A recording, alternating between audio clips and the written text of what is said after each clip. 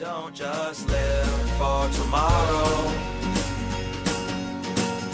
or just live in yesterday. Just be glad for all you have that's in today. And though you've come through many obstacles. Hey everyone, Connie here, and welcome to my blind reaction to Infinity Train Season 3, Episode 4. So last time we had a ballroom car, where we got some pretty dresses, and we saw Grace at least trying to kind of play along while Simon was a lot more against it. And the four of them, including the girl whose name is escaping me right now, Hazel and Tuba, all four of them managed to escape, and it didn't really do too much to enhance the plot, but it gave us some character developments. So we're gonna see how that goes as this season continues. I'm just wondering, like, so far not much is happening. Like, we got the kind of setup, but we don't have anything coming from that yet. It's all just preparation. So I'm wondering, what is this going to go into? How is this going to...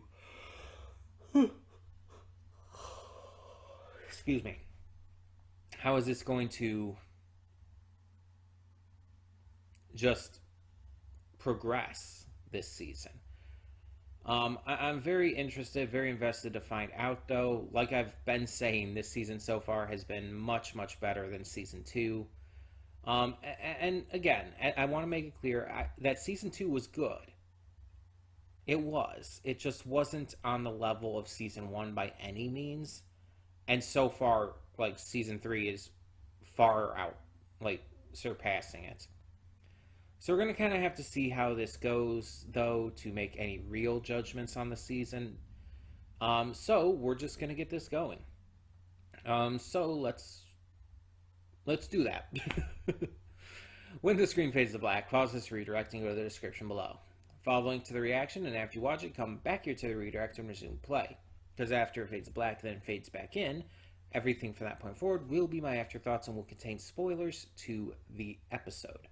So, that being said, thank you so much for tuning in, and I'll see you at the reaction. Okay, and we are back, and we'll begin with spoilers in 3, 2, 1, now. So, this was kind of an important episode, and a really big one, too. Because we had the return of the cat, who has appeared in both of the previous seasons, but this time we get to learn something very important. The cat was Simon's Tuba, as he put it. She was his companion when he first arrived on the train. And we don't know the full story about what exactly happened, but at some point she left him. And he felt abandoned until he eventually ended up meeting Grace. But he still holds heavy resentment against her since he was a 10-year-old kid at the time. And although it seems like she seems to be very fond of him still, and hold very fond memories and all, he's not willing to even be around her. And it's really interesting because it adds a new layer of depth to the cat as a character, as well as Simon. We do get to see Grace tells Simon about her number going down and kind of confront that entire thing. But honestly, that was not anywhere near as interesting to me in the moment of this episode. So basically, the gang is just traveling through a winter car, and they end up getting in a snowball fight. But the snow starts picking up really strong, so they have to go to this cabin they see in the distance where they find the cat. And the entire time, Simon just wants to leave. He just wants to get out. But Grace is like, we can't go. It's a blizzard out there. But he's still so insistent because of the cat being there. And eventually it boils over, which has a very good visual with that. And Simon, he acknowledges the past and explains what happened. Not in too much detail, so again, we still don't know everything about it. But maybe we'll find out later in the season. But yeah, it's like it was a really, really big moment in the series for sure. Like the entire series. Definitely making this my favorite episode of the season. And really important for just how this entire show has gone so far.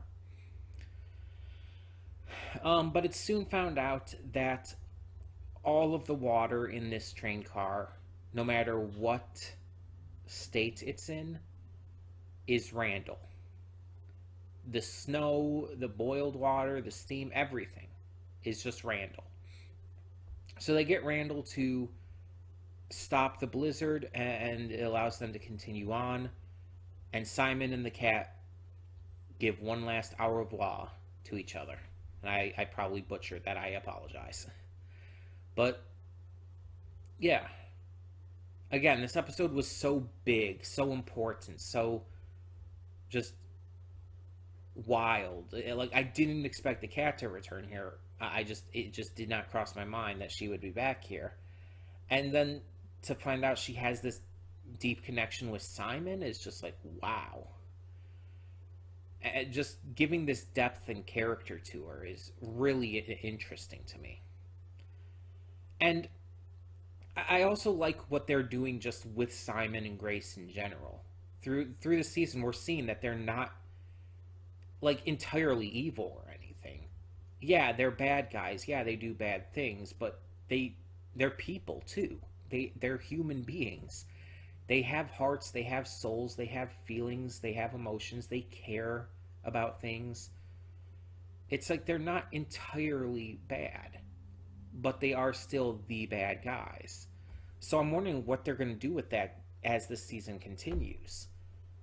Like, that definitely seems to be a theme here, the nuance of their alignment. So I'm wondering exactly what they're going to do as this progresses. Yeah, it's just really interesting to me. I couldn't even begin to guess where this is going to go at this point. But I like that it's taking the time to humanize them, no matter what. So that we don't just see them as, like, pure evil or anything. That we see them as nuanced, like, realistic characters. I also like that, although she's clearly bothered by it and confused by it, Grace isn't, like, super heavily, like, horrified or anything by her number going down. She's more worried about what others are going to think of her. She's more worried about how she's seen, which is very believable and very understandable. I'm glad that she's not just like freaking out and acting like it's the end of the world or anything. Like that just, I don't know, it seems a little, it would seem a little much, let's just put it that way, if she were just like screaming when she found out and just losing her mind.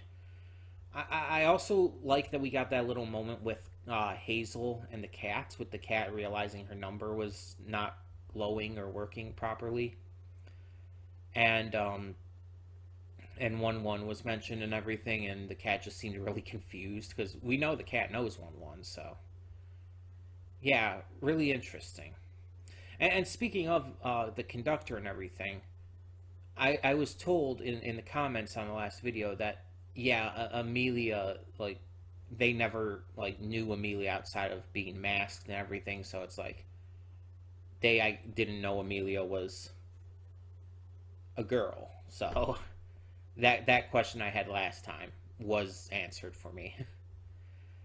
um, but yeah, I'm very interested to see how this ends up turning out. This season is just, I'm super invested. I just really am.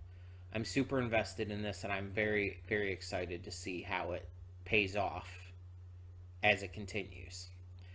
For now, though, tell me what you thought of this episode of Infinity Train Season 3 down in the comments below. As always, no spoilers, please. I wish to continue on in this as spoiler-free as possible. And yeah, thank you so much for tuning in. For now, I'm Connie, and I'm signing off. See y'all next time.